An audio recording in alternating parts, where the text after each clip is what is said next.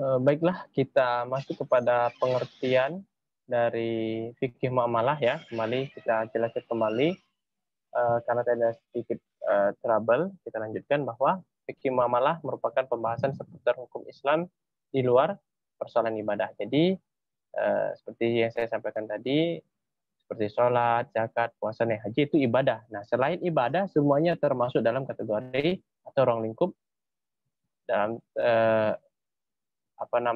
dalam koridor ruang lingkup fikih muamalah. Sangat luas sekali, selain hukum fikih ibadah, semua termasuk dalam kategori fikih muamalah. Jadi seluruh aspek kehidupan seorang muslim. Kita lanjutkan.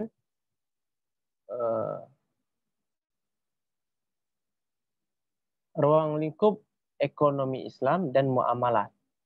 Jadi ada beberapa ahli ekonomi memberikan penegasan bahwa ruang lingkup dari ekonomi Islam merupakan masyarakat muslim dan negara muslim itu sendiri.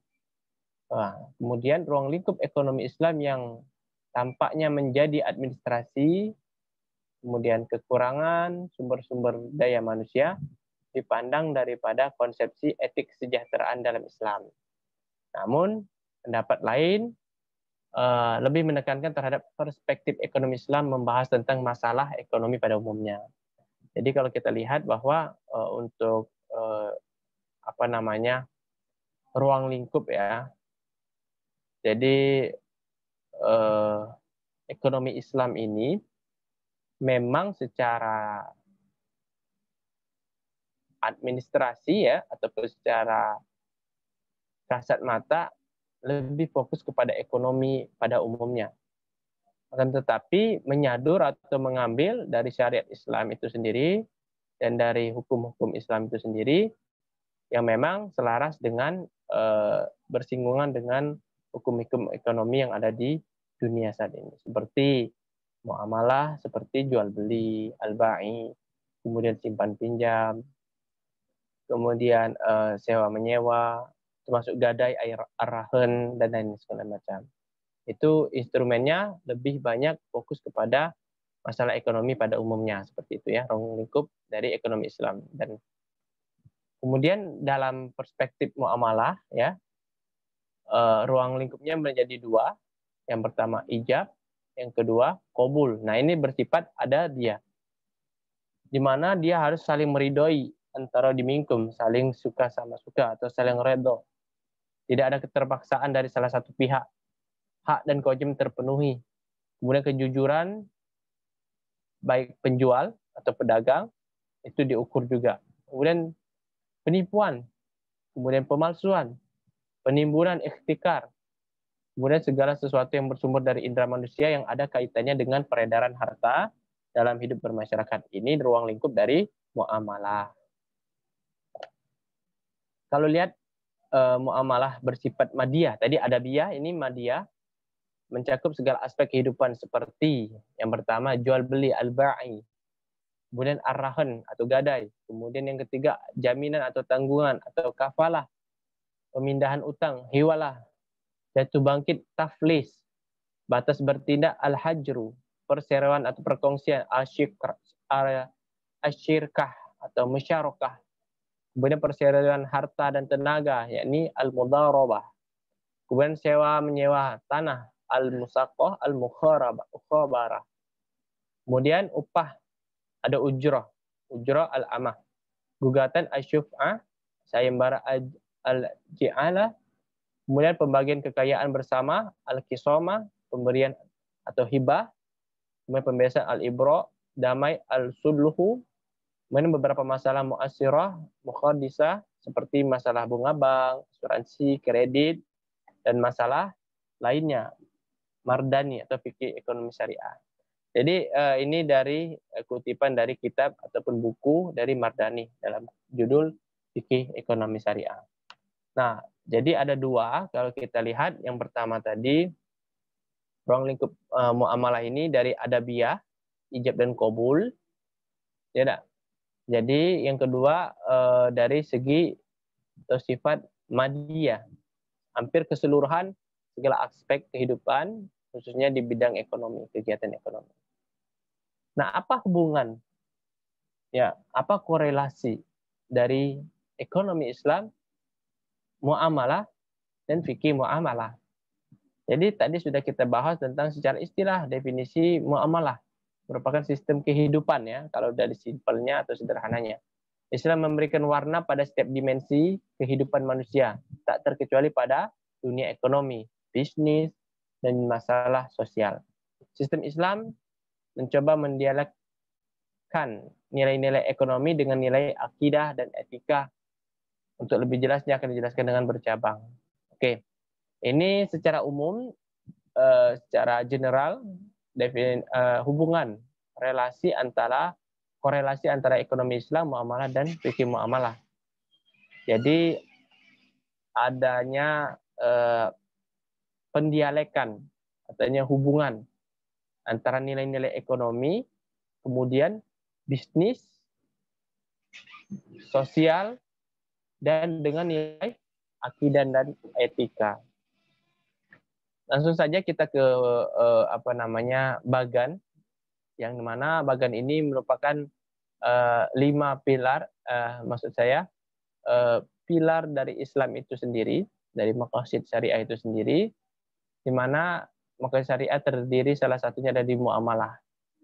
Jadi kalau muamalah kita lihat di posisi di bawah syariah. Jadi dalam Islam ada akidah, ada syariah, ada akhlak. Di mana di bawah turunan atau kita breakdown ke bawah, di syariah ini ada namanya fikih ibadah dan juga fikih muamalah. Karena fikih ibadah tidak kita bahas, kita akan membahas tentang fikih muamalah. Di mana fikih muamalah ini ada hukum pidana, ada ekonomi, ada politik, seperti ya. Sebenarnya banyak sekali. Tapi kita ambil 3 dulu ya. Nah, khususnya dalam bidang ekonomi, karena kita membahas tentang ekonomi. Di mana dalam fikih muamalah ini di breakdown lagi ke ekonomi, di mana juga membahas tentang asuransi, bank, leasing, dan pegadaian. Nah, dan lain-lainnya seperti itu. Semua lembaga keuangan syariah itu dibahas dalam konteks muamalah. Jadi muamalah yang di bidang spesifik lagi ekonomi. Apa saja ya. Dan itu tadi adalah salah satu bagan yang menunjukkan bahwa pola dari Islam itu sendiri, kemudian turun kepada akhlak, akidah, dan muamalah masuk kepada ekonomi. Jadi ekonomi ini kita bisa simpulkan bagian muamalah. Ya, salah satunya ya.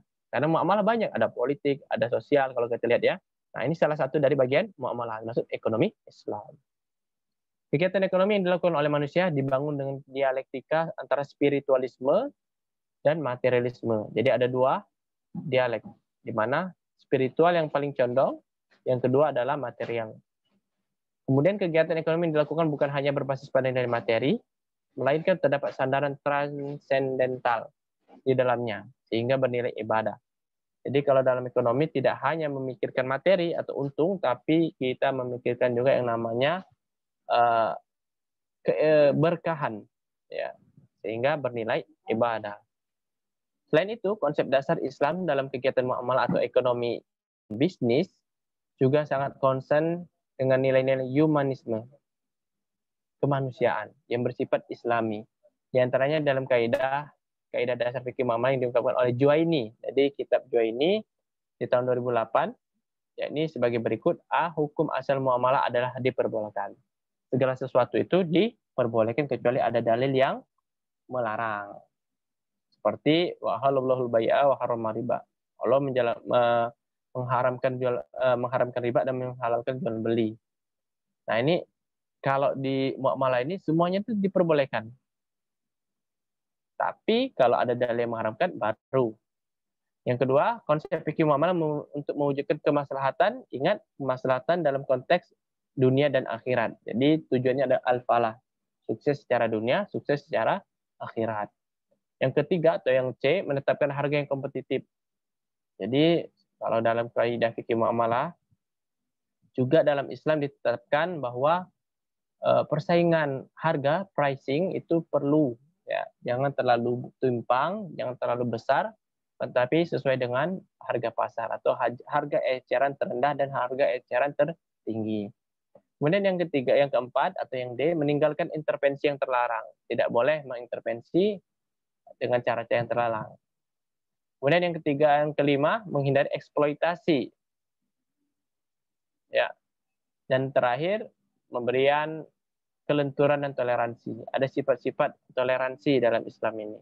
Maka dari itu ada setidaknya ada 6 yang harus kita ketahui tentang kaidah dasar fikih muamalah yang mana menjadi salah satu kunci sebagai seorang muslim dan sebagai seorang pedagang khususnya dalam melakukan suatu muamalah di bidang ekonomi. Kita tahu dan kita sama-sama yakin bahwa segala sesuatu itu khususnya yang di bidang hukum asal muamalah ini diperbolehkan. Segala sesuatu itu diperbolehkan kecuali ada dalil yang mengharamkan. Kemudian tujuannya adalah tidak hanya dunia tapi juga akhirat. Termasuk juga tentang harga tadi sudah saya jelaskan, sampailah kepada toleransi dalam bermuamalah. Mungkin itu saja yang dapat saya sampaikan terkait dengan mata kuliah kita hari ini. Terima kasih atas partisipasinya. Kepada Allah saya manapun. Assalamualaikum warahmatullahi taala wabarakatuh.